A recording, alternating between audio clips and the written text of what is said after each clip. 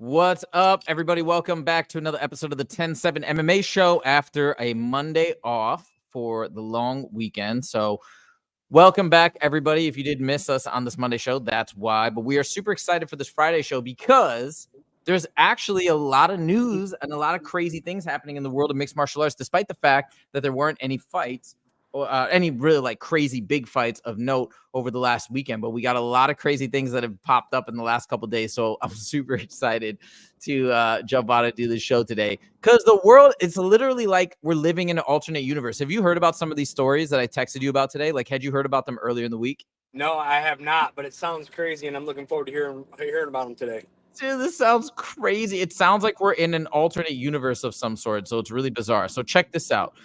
We're gonna jump right into and we got, oh my god, the Sphere card next weekend. This is an incredible week for the world of mixed martial arts. A lot of Speaking exciting. of the Sphere card, from my understanding, that the ticket prices, they're not selling tickets enough, and they're dropping up to 60 to 70% because they don't have attendance like they thought they would.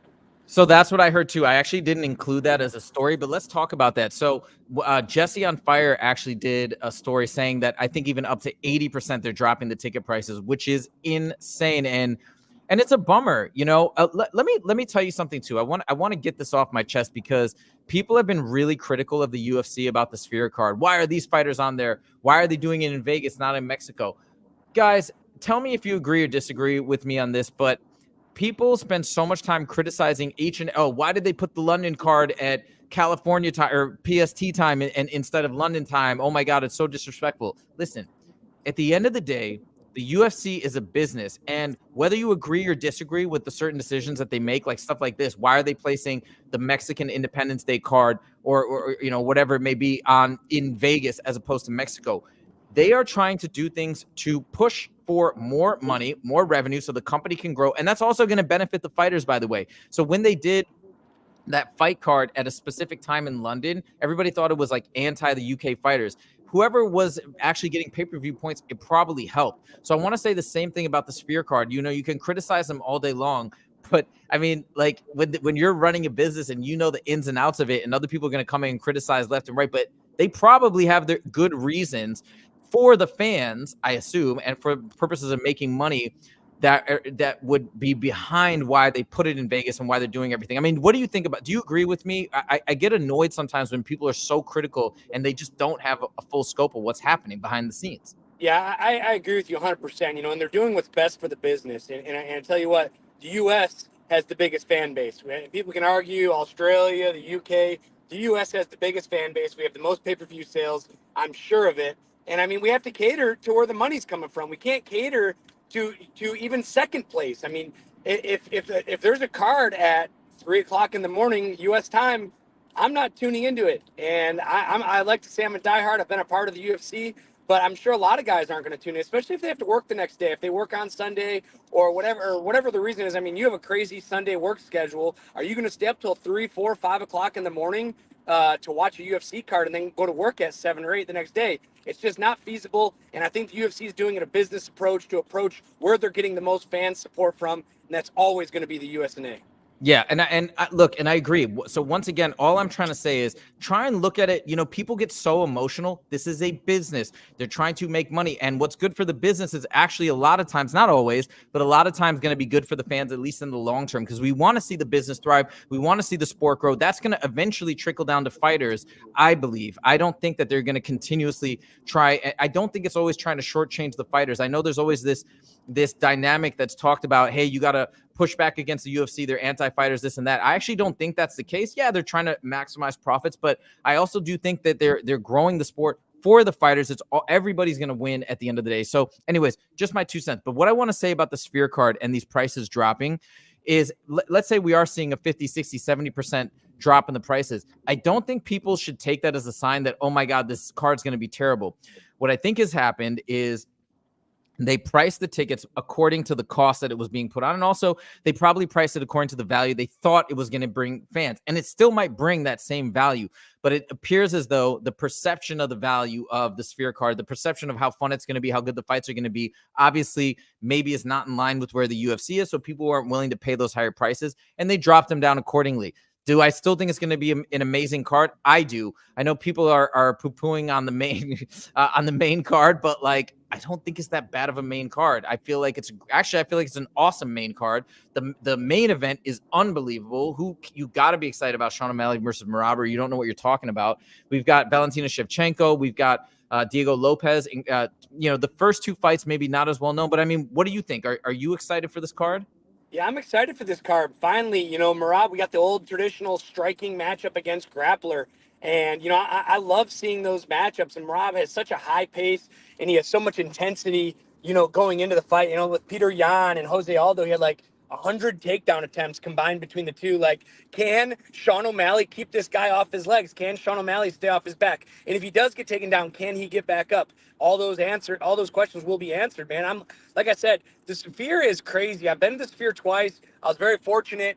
I went a couple months ago. I was able to take my dad to go see the Grateful Dead. It's an incredible venue, but it's a very costly venue, man. I mean, until you go to the Sphere, you won't really understand what the Sphere is all about. There's a reason these tickets are expensive. I mean, the production value at this venue is like no other the UFC has ever seen before. All right. Well, anyways, and so that's amazing. So if you do get to go, we'd love to hear from you eventually, and maybe you could take advantage of these ticket prices dropping. If I wasn't busy on Saturday, then now this is something that I would definitely consider if I were in Vegas and all that. But it's not going to be in the cards for me. Okay, let's jump into these stories because these stories are insane. Okay. So the first story is that apparently Conor McGregor has announced, and you just don't know what to believe with Conor, but he's announced his presidency for Ireland, his candidacy, for the president of Ireland. Okay. Not only that, I saw in another story that he's already got the backing of two massively influential people. Are you ready? He's got the backing of Elon Musk, and he's got the backing of Andrew Tate, two of the most famous people on the planet. Which means you now add that with Conor, another one of the most, arguably the most famous person on the planet, or definitely one of them.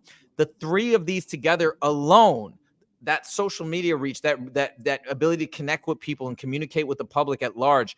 If this is true, and if this is not just Conor going off on a tangent and being crazy, maybe he'll, rethink in the light of sobriety or whatever, that maybe he doesn't want to do it. Assuming that's not the case, assuming he's serious, this is real.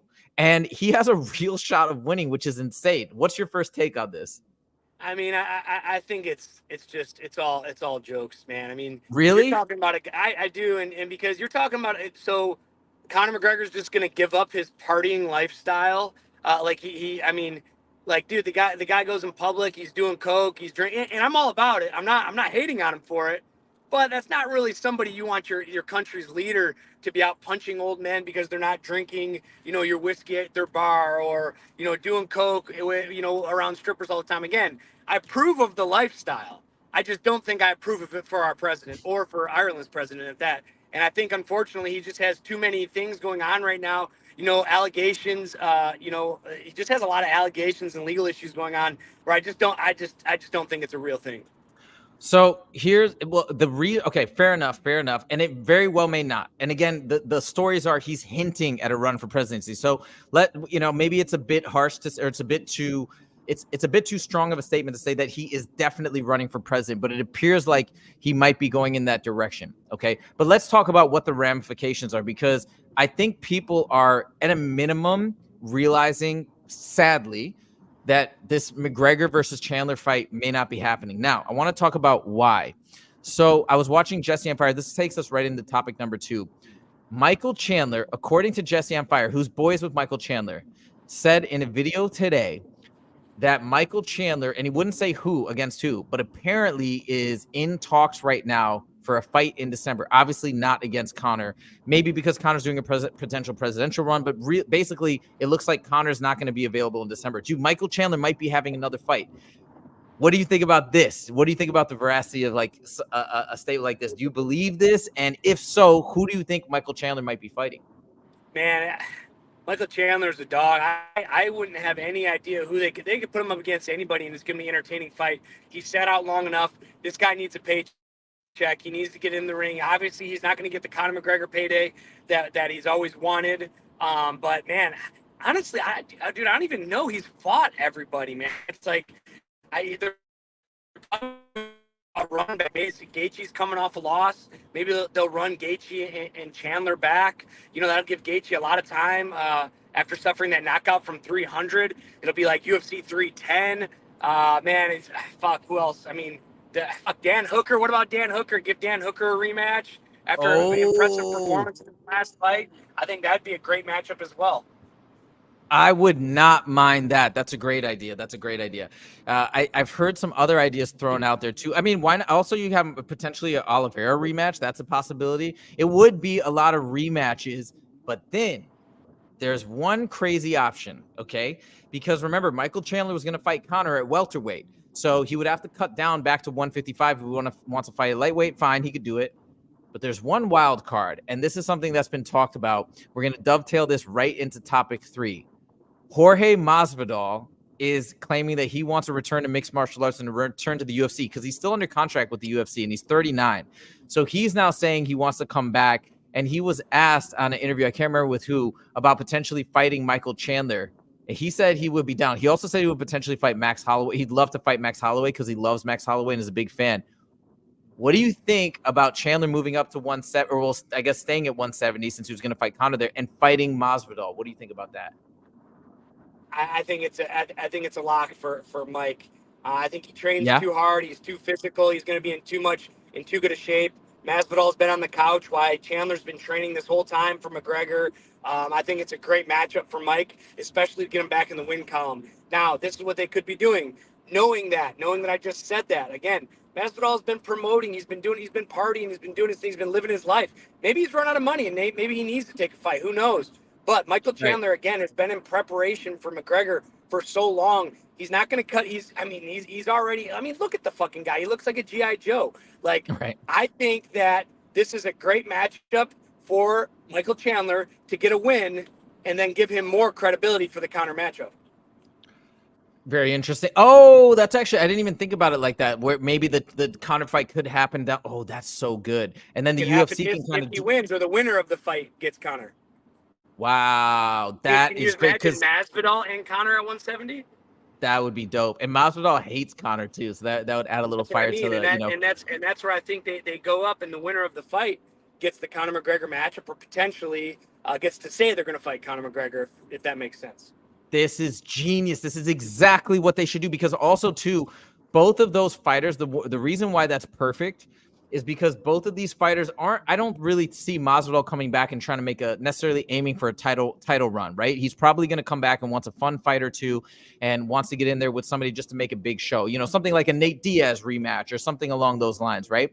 Coming in, fighting Michael Chandler, promising the winner against Conor. That's beautiful. That's perfect. Let's hope the UFC does something like this. I think that would be really exciting, especially if you add on that added element of the winner of this will fight Conor McGregor. I think that's incredible. So we'll see what happens. But yeah, Jorge, by the way, you mentioned Jorge Masvidal potentially needing money. So if you guys recall the situation where Nate Diaz was not paid by the promotion, he still owed $9 million, and he's now suing that promotion when he had the boxing match against Jorge Masvidal. Jorge Masvidal wouldn't go into details, but he was alluding to the notion that he wasn't paid out either by that fight promotion for that boxing match. So you're right. I think you might be right. I think he might be coming back because he does want a big payday, and he knows he's got a massive fan base in the UFC. So there you go. I hope that happens. That's incredible, and that's better than anything else I can think of in terms of matching up Michael Chandler. Okay, we're gonna move on to topic number 4. Now, for this one, I wanted to pull this up ahead of time, but I didn't get it for you. But let me pull this clip up, and while I pull it up, I'm gonna give you kind of the baseline here. So Jake Paul recently interviewed Francis Ngannou. I think a day or two it came out, and in this interview, it went on BS with Jake Paul. They talked about a lot of things, UFC, boxing, all that stuff. One of the things that Jake Paul talked about, hold on one second. One of the things that Jake Paul talked about was why Conor McGregor hasn't gotten a fight yet. And this was so interesting. I want to get your thoughts on what he said. So let me just pull up the video really quickly. And we're going to, hold on. Let me just get it queued up at the right point. Because Jake Paul, whatever people want to say about him, I do think he knows the ins and outs of the UFC and business and all this stuff. So I want to if I can find the right spot. It's not timestamp. I'm speeding home so I can get on a phone charger. I have 5% battery, but I'm only 10 minutes away from home. No problem. No problem. Okay, hold on. All of a sudden, then you're the UFC champion, and you're making, I believe, the numbers publicly are like 600,000 for a fight. It started with 500. But in boxing, the heavyweight champion of the world is making 30. Conor McGregor right now, for the people at home who don't understand it, basically they're like, why is Conor not fighting? So Conor has 2 fights left on his fight deal, but the UFC is trying to renew their rights deal because they license their content, which are the fights, to platforms. So they're trying to renew their deal with their negotiating multiple people, but let's say it's going to go with ESPN. They're trying to renew the deal and get him the most amount of money. So a part of that negotiation is, hey, we have Conor McGregor for 2 more fights. But if he were to fight now, that wouldn't be a part of the negotiation. The company would be like, oh, yeah, well, you only have Conor for one fight.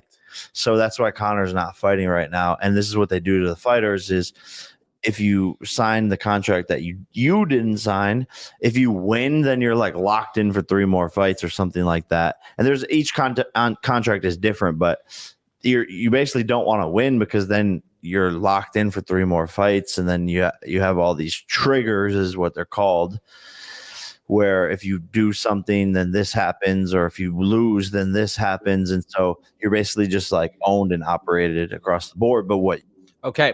So let's pause here because this is a very, very interesting take. I don't know if we can 100% take everything at his word and what he's saying because he's not in the UFC. He doesn't know for sure. He hasn't seen the contract. But what do you think about this notion that they're about to renegotiate? Because here's my issue with it. They already had the fight planned. It was about to go, and then Conor backed out. But maybe after that fell apart, right? Then maybe now this renegotiation started happening with the licensing of the material. And so now they're pulling back. That's maybe why they're not scheduling the December fight. And they're either trying to get Conor to re-sign, sign a new contract, which he probably won't, or they're waiting until the deal is done to schedule the Conor fight. Have you heard anything about this, or do you think this sounds logical to you? Yeah, I haven't heard anything about it, but yeah, Jake's smart. Jake's really smart, man. This is a great perspective, and I think it's very realistic. And I mean, when you got that kind of bargaining chip like Conor McGregor, arguably the most famous athlete in the world right now. I mean, he's more famous than any basketball player. He's more famous. He's almost just as famous as Patrick Mahomes. One of our best quarterbacks, if not the best quarterback in the league right now. I think he is the best quarterback in the league, and he's just as famous, if not more famous than him. They have a huge bargaining chip, and they're going to use it to their full potential. So that's crazy because, and this kind of links up with maybe why Conor is talking about running for president, because maybe he knows that, and maybe he knows he's being frozen out and he won't be able to get a fight until the certain period. So he's just doing things and almost keeping busy. And now he's got a new idea, right? Sometimes he jumps around to different things and projects, almost seems a bit scatterbrained, but maybe that's why now he's thinking about this idea of running for president because he's been frozen out. So that's pretty crazy. He probably was all coked out one night, fucking takes lines like, I'm going to run for fucking president, and started telling everybody, man. That's probably how this came about, man. I just don't see that coming to fruition. It could be, and it's just really sad if that's the case. I hope that Conor, if this is really what's happening, if he's just off the rails, I hope people can rein him back in. And if simply, that's it, I don't know. That's just a bummer. But it was a very interesting perspective, at least if people are wondering why are they not scheduling this fight. I thought it was worthwhile to talk about this and shed some light on it. So I guess we'll see a lot of really weird, interesting moving parts in the UFC right now involving all these players. So now we're going to end. We've got our topic number 5. I guess we're kind of rolling through these topics today, but we're already at topic number 5. This is about Merab versus Sean O'Malley. And another thing, we're talking about how excited we are for this fight. One thing I do want to say before we talk about Merab, because I know you've trained with him a bunch of times, is that the thing that I like the most about Sean O'Malley is not just his personality, his fighting style, all that stuff is amazing, and that's why he's so popular. But what I hope people pay attention to is how meticulous and dialed in he is about his preparation for each and every fight. He's one of the only fighters that I've ever heard that takes a major interest in fine-tuning his sleep, for example. He says he sleeps better than anybody in the UFC. I don't know if you ever heard him talk about that. He's fine-tuned his diet and his nutrition. He says that he hates doing the weight cut, but he says he does a weight cut better than anybody else in the UFC because he's so scientific and meticulous about it. He's somebody that I feel like from morning till night, regardless of if he parties here and there, he's always thinking about his body as a machine and setting it up accordingly for success on the night of, which I think is so cool. It's also conversely one of the things that I worry about with somebody like Paddy Pimblett, who's such a fan favorite, who we're so excited that he's finally broken into the top 15, who's somebody who like seems as though he does not operate that way whatsoever. He kind of lets his body balloon up. He's not really, you know what I mean? And maybe he's still training hard and doing great things, but yeah, not to that level of Sean O'Malley going the extra mile and a half to really, bring it home. What do you think about, have you heard about all these regimens that Sean carries out, and what do you think about them? You mean Merab? No, Sean, Sugar Sean. So I'm talking, we'll jump back to Merab, but like for Sugar Sean, the fact that he spent so much time researching and dialing in his sleep regimen, his eating regimen, his weight cut, his training, what have you heard and what do you think about his training process being super dialed in? I mean, when you're fighting at that level and you're performing over and over and over like him, we're just going to keep this simple. That's his job. It's his job to do that. It's his job to take care of his body. It's his job to be able to show up day after day after day, because you have to understand the training regimen that he's going through, just to fight is insane. And recovery, I think, is one of the most underutilized tools, whether it's ice bath, whether it's sleep recovery, whether it's a hyperbaric chamber, or whatever it is. Sean O'Malley gets the best coaches, the best dietitians, the best trainers day in and day out. And when you're performing, again, I'm going to reiterate, when you're performing in that high of a level, time after time, I mean, that's why I have so much faith in him to win this fight, is because he just keeps showing up over and over and over, and he's dialed in, man, and he keeps proving me wrong time and time again. So I'm on the O'Malley train right now. Me too. And I hope one of the reasons why I hope O'Malley wins, obviously, like I just want him to win. I'm a big fan of O'Malley, but one of the reasons that I think it sends a good message to kids and younger folks out there who are training of like, hey, to get to this level, to be successful, you got to pay attention to all those little details. And that can translate to any walk of life. You follow all these steps. And even when he's been an underdog against Petr Yan, he was a massive underdog against Aljamain Sterling, all these people, and he keeps rising up and succeeding. One of the reasons you have to believe why is because he takes so much care and attention to all this stuff. But anyways, let's move on to this big story. Merab has been getting in a lot of trouble, it seems like, with Dana White, where first of all, he showed his cut that he got during training, and people were, Dana White was very upset that he showed that because that could potentially threaten the fight if the commission doesn't let him fight. That was one thing. And then now photos are emerging, which is just crazy, of Merab potentially having a staph infection. So let me show you this photo first, and then I want to get your thoughts on, first of all, does it look like a staph infection as far as you're concerned, or have you heard anything about this? So let me just show it on the screen, and then I want to get your thoughts. Here we go. Okay, so you see this right here? That's zoomed in. First of all, does that look like a staph infection to you? Because I know you would know. It doesn't really look like a staph infection to me. I mean, I'd have to see a better picture of it. It looks like some kind of infection, but staph infection, at least when I've had it or have my athletes have had it, it looks like a big whitehead, a big swelled up whitehead. And that doesn't look. I mean, it's an infection for sure, and it might be staph. Maybe he popped the whitehead, and that's the aftermath of it. But I mean, it's a skin infection. I don't think it's not going to affect the fight by any means. And I hate to say it, but there's a lot of dirty motherfuckers in this sport that train with ringworm and train with staph, and they just don't tell anybody, and they get away with it. And unfortunately, this is such a big payday, and Danny White can't afford to lose this main event. If it's staph or if it's not staph, Merab's going to fight for sure. For sure. Now, if it is staph, okay, because I don't know if this is being overblown or whatnot, but people have been saying that because one of his biggest weapons is his gas tank, that taking antibiotics for a staph infection is apparently very tough on your... Oh, we lost Justin. Darn it. Okay, we're going to get that question answered when he pops back on.